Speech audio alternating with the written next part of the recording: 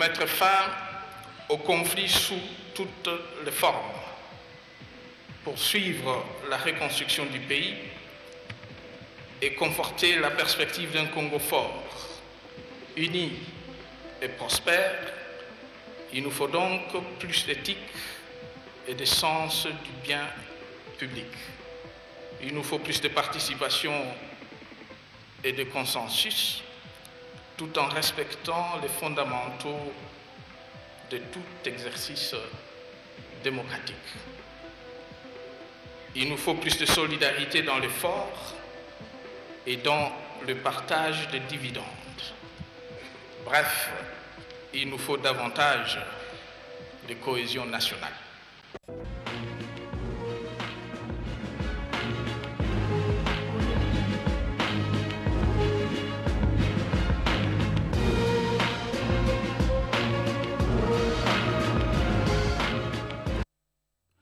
Bonjour à tous et merci de nous rejoindre sur la radio-télévision nationale congolaise. Il est pratiquement 24 piles ici à Kinshasa et 7 heures à Shanghai et à Pékin où le président de la République, Joseph Kabila Kabange, poursuit également son séjour de travail. Hier, vendredi 4 septembre 2015, le président de la République, Joseph Kabila Kabange, a eu un tête-à-tête avec son homologue chinois, signe d'une bonne relation avec la Chine. Reportage signé par notre envoyé spécial, Angèle Kanam. Les relations bilatérales entre Kinshasa et Pékin sont au beau fixe. Ce vendredi 4 septembre 2015, Joseph Kabila Kabange, président de la République démocratique du Congo, était l'hôte de Xi Jinping au Grand Palais du peuple chinois. Après la poignée de main devant les emblèmes des deux nations, les deux chefs d'État se sont retrouvés autour d'une table pour une séance de travail mixte élargie aux délégations ministérielles de deux pays. L'on a noté du côté congolais la présence des ministres Raymond Tshibanda Tonga Mulongo des Affaires étrangères et de la coopération internationale, Henri Yav Mouland des Finances et Martin Kabweloulou des Mines. Le chef de l'État Joseph Kabila Kabange a remercié Xi Jinping pour l'invitation de la RDC aux festivités des célébrations des 70 ans de la victoire du peuple chinois contre le fascisme. Joseph Kabila Kabange a également salué la coopération sino-congolaise qui date de plusieurs années. J'entends renforcer cette coopération, a dit Joseph Kabila Kabange, et diversifier les domaines des collaborations pour le bien-être des populations. Bien avant, le président chinois Xi Jinping avait souhaité de nouveau la bienvenue au président Joseph Kabila et à ses délégations et le remercier pour l'honneur fait à son pays, la Chine, par la présence aux festivités nationales. Xi Jinping s'est félicité des bonnes relations séculaires qui existent entre Kinshasa et Pékin et le président chinois a renchéri en disant sa disponibilité et celle de son pays à accompagner la République démocratique du Congo pour son développement intégral. Cette rencontre bilatérale s'est déroulée dans une ambiance de fraternité. Bien avant cela, le président de la République, Joseph Kabila Kabange, a été invité à la grande parade de l'histoire de la Chine sur la place Tiananmen, et ce, à l'occasion du 70e anniversaire de la victoire de la Chine sur le Japon. Retrouvons encore une fois de plus notre envoyé spécial, Angèle Kanam.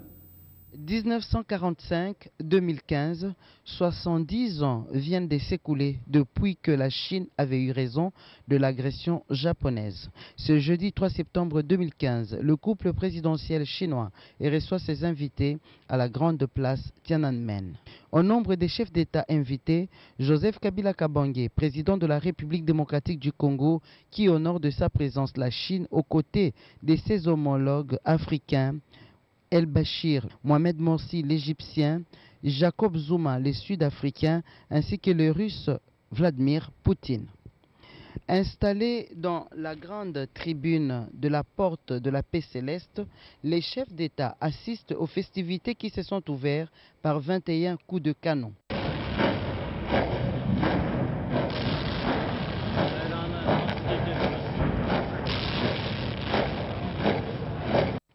La salve s'est fait suivre par le passage des troupes en revue.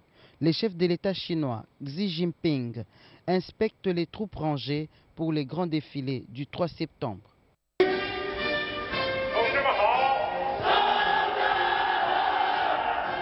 Ce sera devant une foule compacte des citoyens chinois, des étrangers et autres anonymes que les anciens combattants, au-delà du poids de l'âge, ont eu l'honneur de lancer le défilé suivi des troupes combattantes.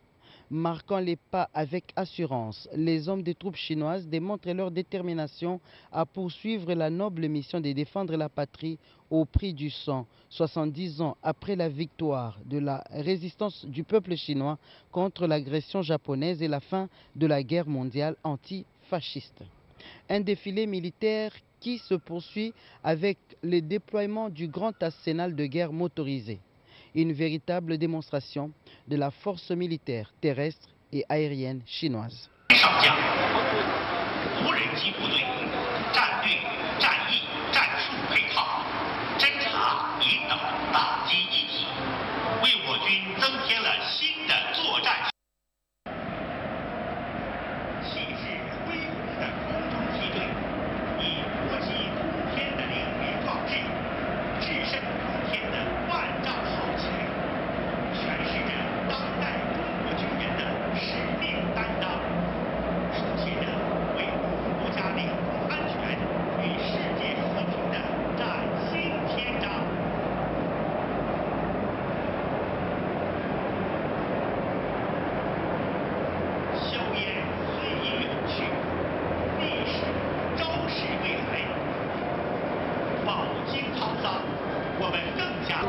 Je me trouve devant la grande place Tiananmen de Pékin, autrement appelée la porte de la paix céleste. C'est ici que chaque 3 septembre de l'année, que le peuple chinois se donne rendez-vous avec les hauts faits de son histoire. Et la République démocratique du Congo, représentée par son chef de l'État, Joseph Kabila Kabange, vient d'inscrire son nom en lettres d'or dans les annales de cette histoire élogieuse de la résistance de tout un peuple contre une agression extérieure, et ce, en participant à cette grande célébration du 70e anniversaire de la victoire du peuple chinois contre l'agression japonaise. Depuis la grande place Tiananmen à Pékin, Angèle Kanam Kissing. Le chef d'État Joseph Kabila Kabange a aussi échangé avec certaines autorités congolaises sur place et investisseurs à Pékin, et ce, peu après la réception organisée par le président chinois à l'honneur des chefs d'État. Tous les détails avec Jacques Moukaleng Makal. Le peuple chinois célèbre avec face son anniversaire. Gigantesque défilé militaire au cœur de Beijing, capitale de la Chine populaire, pavoisé aux couleurs nationales, mercredi 3 septembre 2015, sur la place Tiananmen, qui a accueilli plusieurs personnalités étrangères de haut rang de 51 pays invités à l'occasion du 70e anniversaire de la résistance du peuple chinois à l'agression japonaise. C'était sous la direction du président Xi Jinping. Le président Joseph Kabila Kabange, à la tête d'une forte délégation, a assisté à cet événement de taille. Il est à retenir que 4 pays africains, la République démocratique du Congo, le Soudan, l'Afrique du Sud et l'Éthiopie, ont été représentés au sommet autant que d'autres. Pour marquer d'une pierre blanche cette journée anniversaire, les hôtes de l'Empire du Milieu ont offert au Grand Palais du Peuple un dîner aux hôtes de marque parmi les convives, le président de la République Joseph Kabila Kabange et toute la suite présidentielle. Foulé, le président chinois s'est adressé à l'assistance. L'orateur a circonscrit la manifestation du jour. Il a remercié de tout cœur les invités de marque, tout en louant la bravoure de ses compatriotes contre l'agression. Le clou de cette journée anniversaire a été également la soirée culturelle organisée au Grand Palais du Peuple. Le ballet retraçant la victoire du peuple chinois et la grandeur de cette nation a drainé toute la crème. En outre, coopération étant, le président Joseph Kabila Kabange s'est entretenu avec son homologue sud-africain Jacob Zuma. Et il a reçu en outre en audience les investisseurs chinois dans le cadre des investissements. Dans le reste de l'actualité, le vice-premier ministre et ministre de l'Emploi, du Travail et de la Prévoyance sociale, Willy Makiachi, a échangé avec les partenaires et également les partenaires financiers et techniques sur l'élaboration du document de politique nationale de protection sociale. C'est un reportage signé pour nous par Vital Pagabita. L'élaboration du document des politiques nationales de protection sociale est une question multisectorielle et multidimensionnelle. Ce faisant, la vice-primature Emploi, Travail et Prévoyance sociale se devait d'adopter une approche participative en travaillant avec d'autres ministères et partenaires financiers et techniques. Le programme national d'appui à la protection sociale PNPES a élargi cette participation à toutes les couches sociales. ONG, société civile, paysans, fonctionnaires, députés, police, armée, afin de mener à bien cette feuille de route sous la houlette du vice-premier ministre, ministre de l'Emploi, Travail et Prévoyance sociale, le professeur Willy Makachi. La réunion d'évaluation de ce jeudi 3 septembre 2015 a permis au vice-premier ministre Willy Makachi et les partenaires de considérer le chemin déjà parcouru avant la tenue de la table ronde prévue le 7 septembre prochain au bâtiment intelligent, précise les coordonnateurs du PNPES, Dr Anatole Mangala. Aujourd'hui, il était question de rendre compte aux partenaires parce que la semaine prochaine, il est prévu la table ronde de validation du document de politique. On a fait venir les gens de toutes les provinces, les autorités des provinces seront là, les partenaires seront là. On attend de chaque province au moins 7 personnes qui doivent participer à ces travaux de validation parce que c'est leur document. Les partenaires, au nombre desquels le BIT et la Banque mondiale, ont salué les avancées déjà enregistrées dans l'élaboration de ces documents. Globalement, nous avons été satisfaits. Nous notons vraiment la volonté de l'autorité d'aller de l'avant avec ce processus et nous pouvons que nous en réjouir. Nous allons continuer à appuyer le gouvernement sur cette lancée. La tenue de cette table ronde est l'aboutissement d'un long processus qui a commencé voici déjà une année.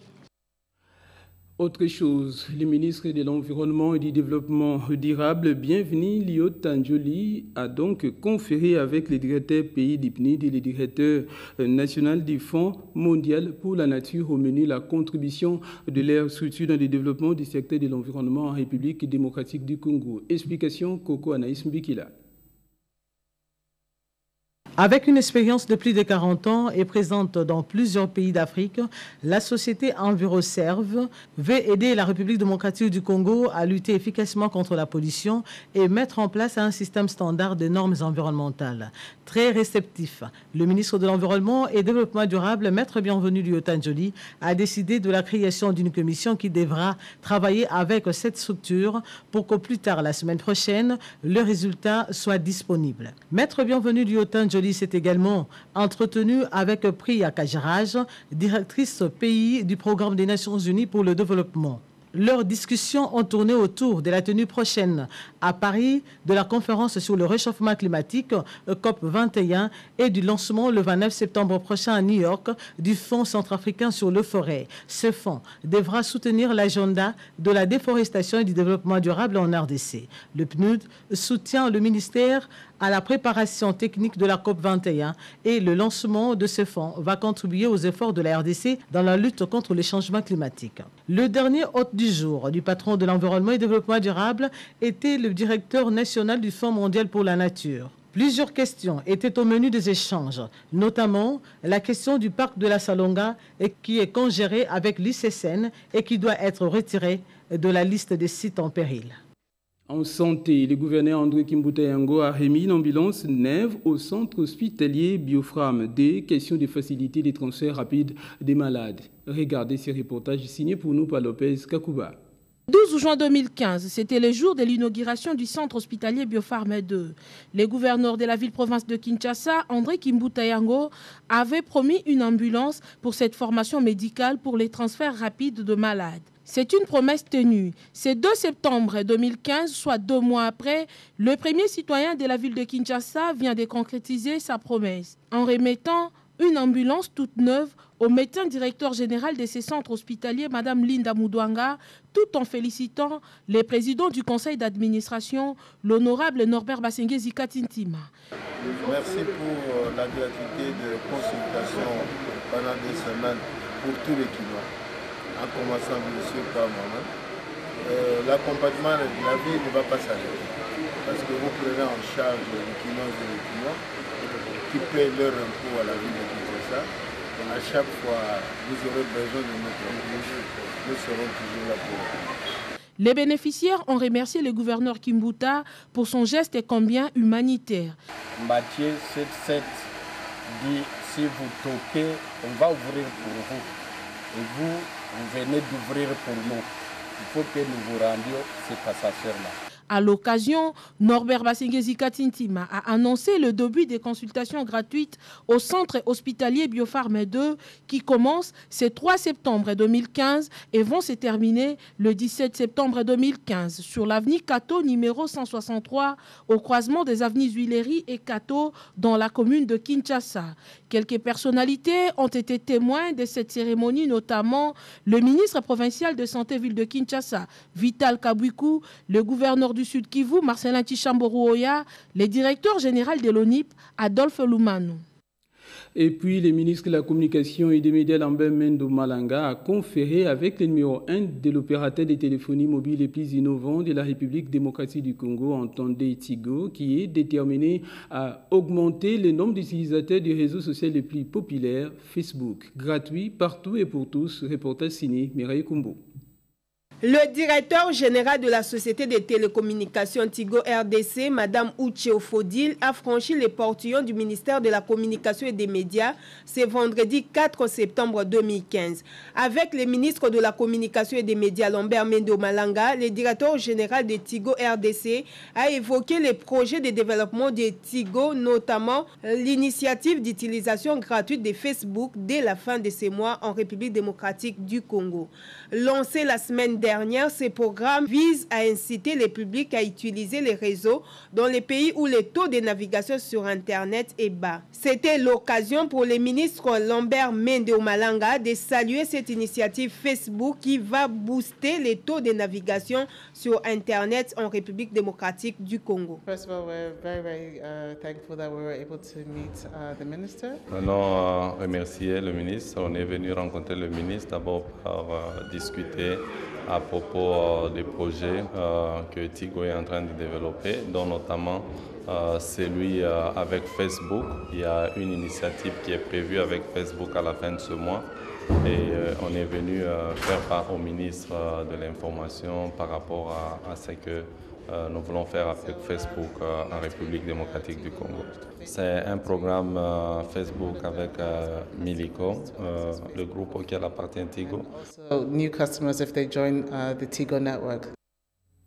La télé sur le rôle des médias en période électorale a pris fin, et ce, après d'intenses jours de travaux. Pierre Mbouyou, notre confrère, y était. Les lampions de la télé d'information sur les directives relatives à la campagne électorale à travers le média, travaux organisés par le Conseil supérieur de l'audiovisuel et de la communication, le CESAC, se sont clôturés à Kinshasa avec l'adoption par la plénière des pertinentes résolutions et recommandations concrètes à l'intention aussi bien de médias que des acteurs politiques congolais.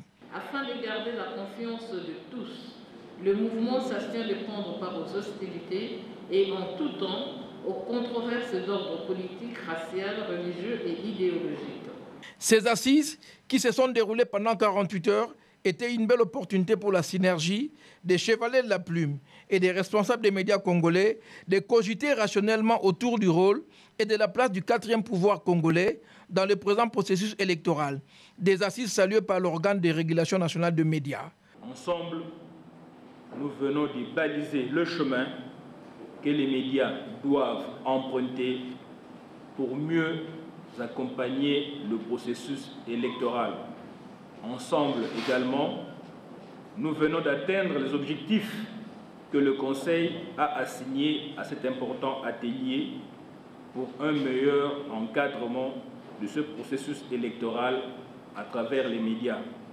Lancé à Kinshasa, cet atelier de haute facture électorale et médiatique verra ses résolutions et recommandations être strictement appliquées sur toute l'étendue du territoire national. Parlons religion dans ce journal avec cette messe d'action de grâce dite à l'honneur de François Batoumona, nommé récemment ambassadeur de la République démocratique du Congo au pays de l'oncle Sam. Edith Chala nous amène. C'est par la messe d'action de grâce dite par Monseigneur l'abbé Loumou de la paroisse Sainte-Anne de la Gombe que la cérémonie de réception a commencé. Devant plusieurs personnalités du monde scientifique et politique, l'officiant du jour a félicité l'Éternel Dieu pour avoir donné la vie à M. François Baloumouena, nommé ambassadeur de la République démocratique du Congo aux États-Unis d'Amérique par le chef de l'État, Joseph Kabila Kabange. Un ancien séminariste de Kaboué de l'actuel Kasaï central, François Balumwena, n'est pas à ses débuts pour mériter la confiance du chef de l'État, Joseph Kabila Kabange. Il vient d'être ambassadeur de la République démocratique du Congo en Inde, où il a joué un grand rôle dans les projets des barrages hydroélectriques de Katende et Kakobola, dans l'ancien Kasaï occidental et dans le Bandundu, en phase d'exécution. Pour lier la parole à l'acte, M. Tchishimbi, président de la structure des anciens du petit séminaire Kaboué, a eu des mots justes pour l'ambassadeur François Balumwena avant la remise d'un cadeau symbolique. Cher François, la PESCA, l'association des anciens du petit séminaire de Kaboué, ton association te félicite pour ta nomination en tant qu'ambassadeur de la RDC à Washington. Ensuite, une reconnaissance de tes multiples mérites par les autorités du pays. Et soit donc ce cadeau. C'est un symbole de réussite que tu véhicules et que tu dois devoir entretenir.